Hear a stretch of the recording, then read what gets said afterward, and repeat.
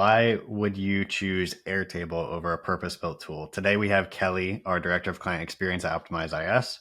And today we're going to be answering that question. We're going to be talking like why would you dedicate the time, the resources, and train people on this tool when there's already a purpose-built tool? So Kelly, if you want to give a little bit of an intro, and then we can dive into the question.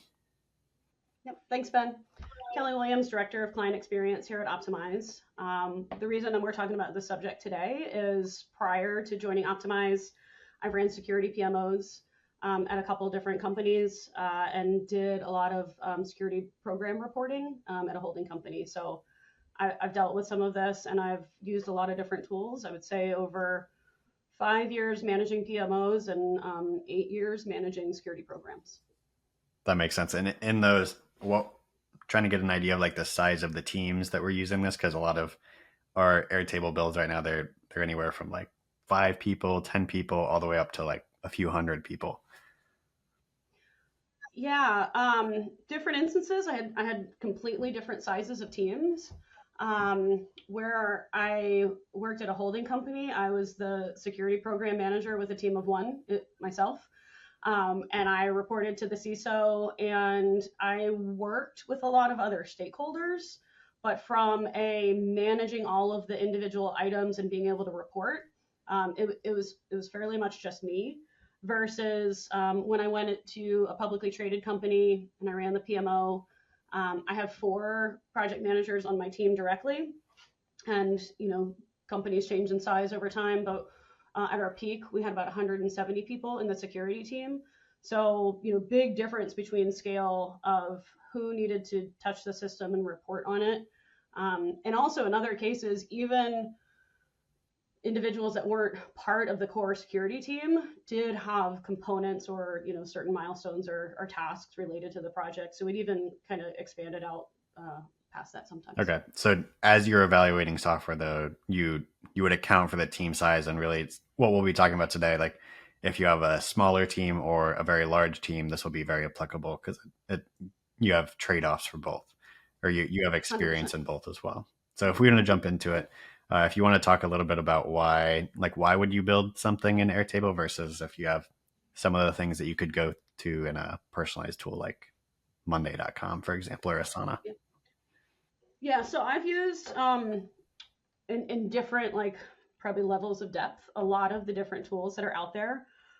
Some even specifically designed for PMO teams, down to other ones that were like Airtable, Monday, Asana, Wrike. Those are the 4 that are coming to mind that I've used in that capacity. I've also used Jira and some others. If I compare Airtable to like Jira or another tool that was a specific project management tool, the paths are defined. So it's really hard if you have a different way that you want to report or different data that you want to link together to be able to kind of deviate out of that path. And so you end up then using multiple tools because you can't do everything that you want in Jira or ServiceNow or the purpose-built project management tool.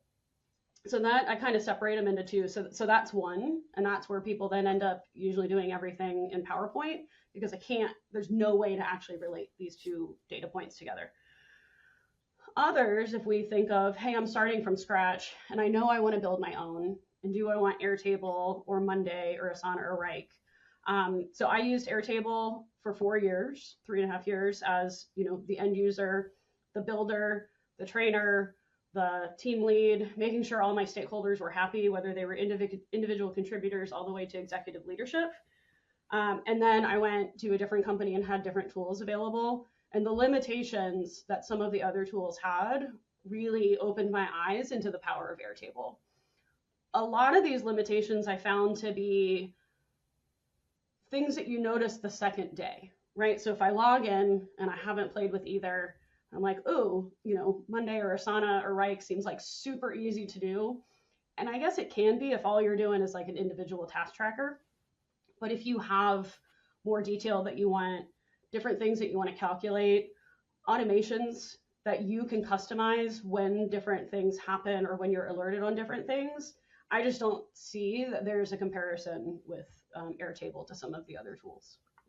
I think there were some specific features as well that have come up in our conversation before, like something as simple as formulas. Is that something that like you Mhm. couldn't do in Monday.com that you found like that's some of the customization that Airtable gets you? Very much. Monday.com, I felt like, um, again, this was the path that you were going to follow. So their formulas are based off predefined triggers.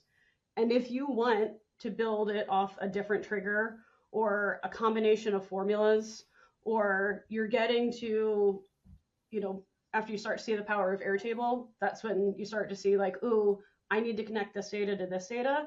There just wasn't a way to pull all of that together in Monday. And like specific things I remember when I was using it really related to things that if you've used Excel a lot and now you try to go to Monday versus go into Airtable, like switch formulas, lookups, they were very limited, I found in Monday. And I couldn't do a lot of the calculations that I wanted because they were solely numbers based in Monday versus Airtable. We can do things based on words, on teams, on filters, on drop downs. And so that gives you a different level of power on what you can do with formulas and automations. I fully agree. And I think if we looked at like some specific use cases that I'm thinking about with like, some of our largest customers, when they came to us, they were often using something like Monday, but then they, like you were saying earlier, they had to use a separate tool. Like often it's like they're using Monday, but then also Google Sheets. Sometimes they're using Monday for like task management and Google Sheets for like either prioritization or for uh, roadmaps or resource allocation. So what do you have like ideas on like what are some good use cases for when Mm-hmm. you like some good like signals for when you should maybe consolidate everything into just one Airtable versus multiple tools? Yeah, absolutely. There's a couple of things I always think about, and if you're doing something manually outside of the system more than twice, and definitely on a recurring basis, like that is your indicator that there's probably a better way to do it. The and so that's where I think of if I have to pull together, some sort of presentation via slides or PowerPoint because I have a screenshot from here and a screenshot from here, then that means these systems aren't communicating and I'm not relating that data together to get those insights. So that's a key one to me. The Some of the things that I think is really good around Airtable and what we can do, just kind of thinking through use cases that we've helped customers with, as well as things that I've had in the past and different challenges is, again, there might be a purpose built tool, and I'm thinking of budgets here. So running a security PMO, the company that you're working at probably has a tool that is selected that's for budgets, and it 100% makes sense that that's the way you ask for money, but it's different than how you want to communicate how you use money.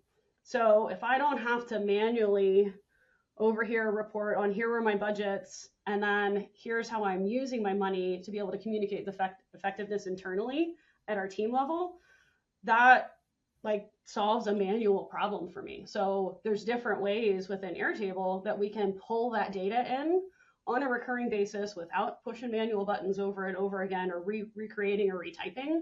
And then now I'm able to communicate the use of that budget in a way that makes sense at the team level that might not make sense at the executive or company level. Yeah, so what I'm hearing there is basically in order so you want to use Airtable, but there's this other tool that you still like the company is mandating you have to use it. Like a good example is like some companies use Anaplan for budgeting. And so eventually the budgets have to end up in some budgeting tool like Anaplan, but you're saying in Airtable you're able to build an integration between those tools. That way maybe like 95% of your stakeholders never have to leave Airtable and it still ends up in that other tool, but you at least like you lock them in on just putting data in Airtable. Yeah, 100%. The specific example that we did went from annual planning to then reporting on the budget. So we did all of our annual planning with stack ranking and voting and decision making because let's face it, everybody wants everything when it's time to ask for like budgets for projects for the next year or your next budget cycle. And so we could allow everybody to put in their present list. And then leader by leader and level by level, we added detail around it, how it tied to some of our priorities or annual objectives, and then use calculations for a voting scale, which then got us down to, I'll say, 75% of the budget alignment. Now, yes, that information did go, back into an external tool like Anaplan. But then once we knew the budget, we were able to like quarterly pull in our actuals, but then at a deeper level than we could do in Anaplan, talk about it, but also talk about it where it was relevant to the team level.